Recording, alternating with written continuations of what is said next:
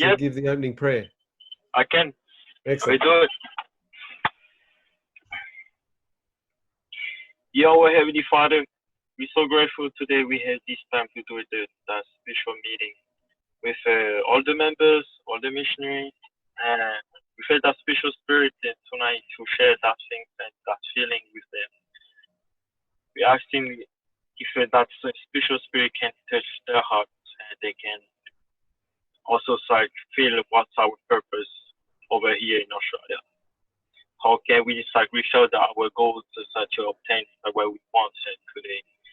Heavenly Father, we're so grateful that we have some members they are willing to do it at the mission.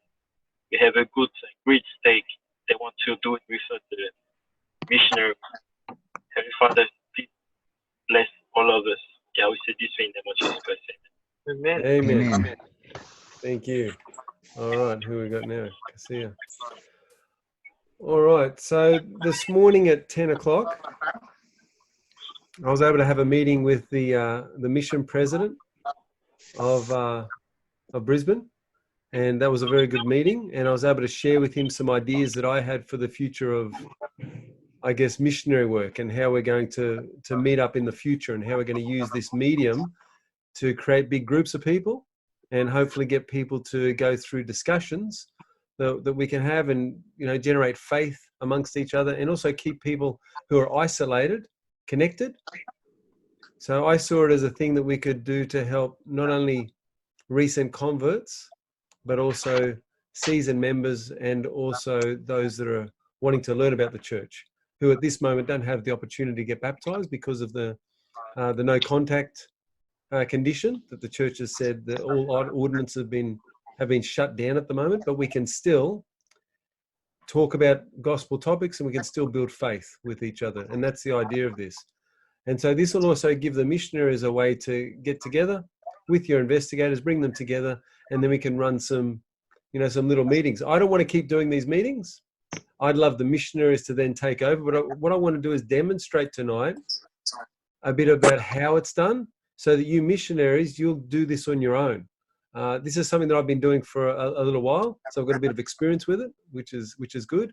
And I want to pass on some of that to you so you can use the experience that I have in what you want. If you have any questions, we can certainly get together and talk about that so I can help you to run meetings like this. You probably need a bit more equipment than just your phones. It makes it a bit hard to especially run a PowerPoint from your phone. But let's have a look, and I'll load this PowerPoint up and we'll get started with tonight's discussions. Before we do that, let's go around. We'll introduce ourselves to each other. We've got a few people here. So first of all, your name, and tell us one unique thing about you. Just something quickly about you. So we'll go around maybe 15 seconds each person. So I'll go first. My name's Joshua Roy, or actually Josh Bossy is my name. Roy is my middle name. That's my stage name. And I'm a police officer. I've been in the police service for 19 years and I love technology. And so my hobby is actually, believe it or not, my hobby is public speaking and my hobby is also technology. So those are two things that I love to do. Anyway, we'll go to Kenny next. Yep, Kenny Young, Logan Homeboard. I study full-time at the moment, and something unique about me. Let's see. I got kidnapped in Pakistan for about a week. Wow. There you go. Interesting. Sister Poe, look at that face. That's surprise. Sister Poe, you can go next. I've been kidnapped, I'm Sister Poe. I'm from Tahiti. And so something unique about me is that I am going to serve a 20-month mission. Oh. That's 2 months longer, is it? Yeah. Good job. Legend. Good job. Who's next? We got the my companion?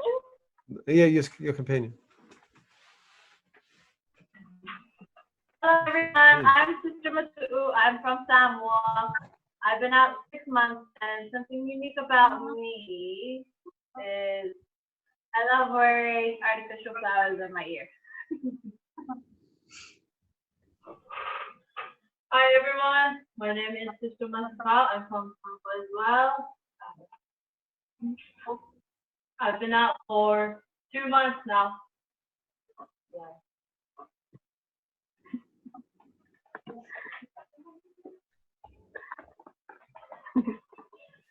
Okay, next we're up to the senior couple.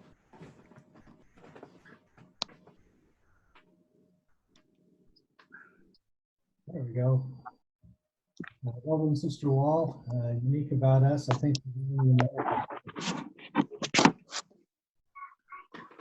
All right, let's go to Rebecca.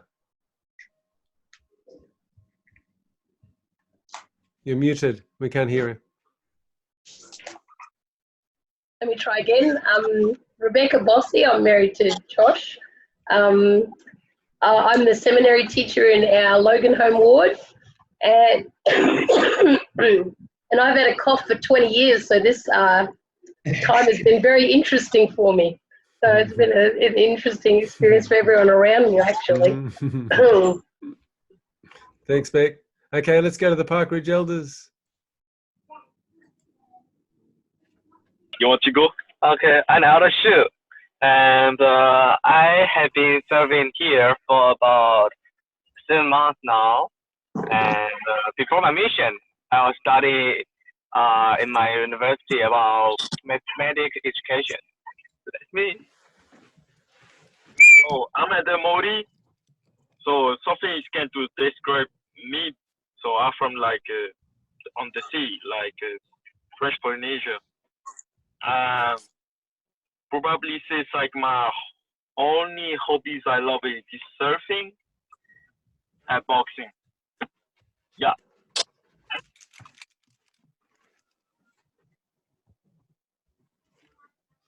All right, who's next?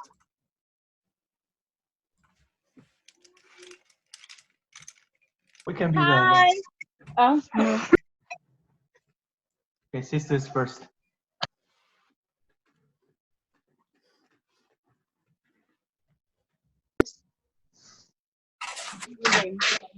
You first. Hi everyone, my name is Sister T.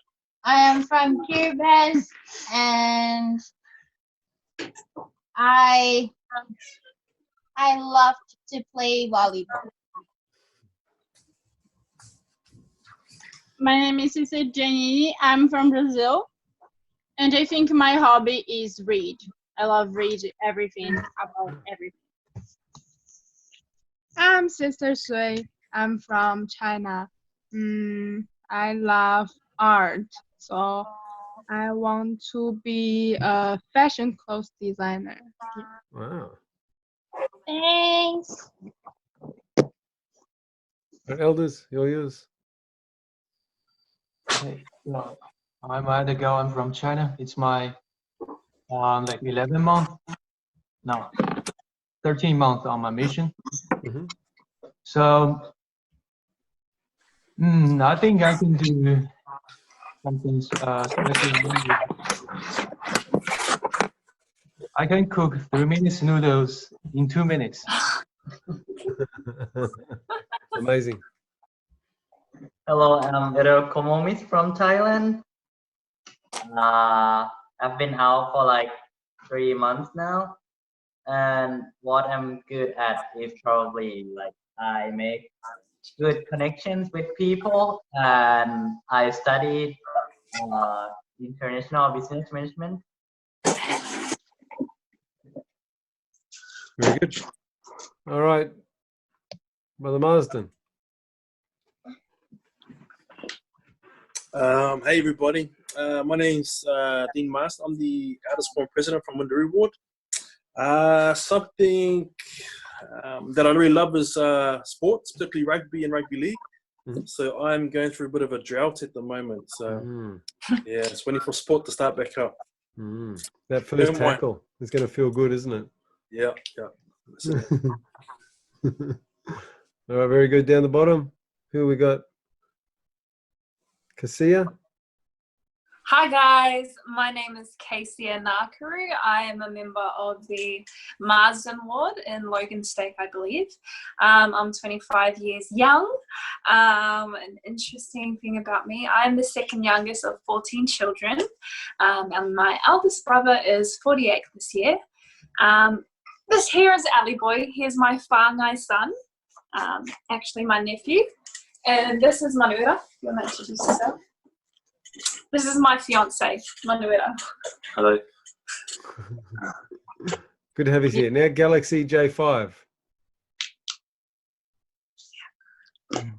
Hello, I'm Elra Tiha and I'm from Bora Bora, and I like fishing. Wow, that's it. Good. Welcome, everyone. All right, it's good to have you all here. All right, let's hook into this, and I'll get the presentation up.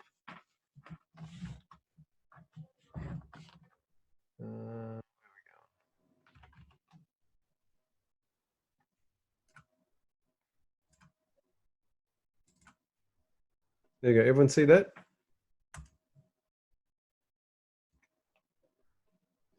Very good. So tonight, what we're going to look at is how can we know between a false prophet and a real one? Good question. You might have asked that question yourself. This is something that's really aimed at someone who's first investigating the church, but there's certainly plenty that we can discuss as seasoned members in this one. So we know, and we're all familiar with Amos 3:7. Surely the God will do nothing, save he revealeth his secrets unto the servants, the prophets. So what is a prophet of God? So this is straight from our handbook, which is the Gospel Principles. Can I get you, Brother Marsden, can you read that up for us, please? Yeah, sure. As a messenger of God, a prophet receives commandments, prophecies, and revelations from God. His responsibility is to make known God's will and true character to mankind and to show the meaning of his dealings with them. A prophet denounces sin and foretells its consequences. He is a preacher of righteousness. On occasion, prophets may be inspired to foretell the future for the benefit of mankind. His primary responsibility, however, is to bear witness of Christ. All right, very good. Thank you for that. All right, is there anything anybody would like to add to that or talk about as far as a prophet goes? Thoughts, feelings in relation to what a prophet of God is, straight from the manual? What's stuck out to you? What's embedding itself in your mind when you read that?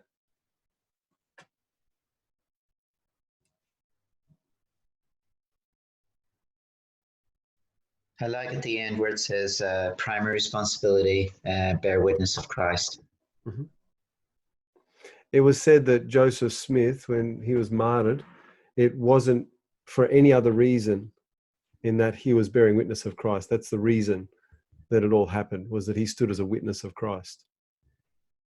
It wouldn't have happened otherwise, but yeah, so that's why they would say the reason that he was slain was because of that one thing there, was that he stood for Christ in everything. But very good. It is powerful. Any other thoughts or comments before we move on? Here. Mm-hmm. So a thought came to my mind. We can see that prophet is a very important way that we could receive the revelation from Heavenly Father, because He's the one who received revelation directly from Heavenly Father and bear the witness, a special witness of Christ, because they have a truly pure testimony about Heavenly Father and Jesus Christ they live, and they could give us a guidance that we could follow, and always walk in a straight narrow path and never go to another direction. It's a very important thing for us, because through him we could know how can we prepare ourselves to meet God again. Yeah, wonderful. Wonderful. Now we know that on the earth today we have prophets, seers, and revelators. And this is what we call the 12 or the 15 men that are standing at the head of this church. We call them all prophets, seers, and revelators. And in the Book of Mormon, it talks about a seer being greater than a prophet, although a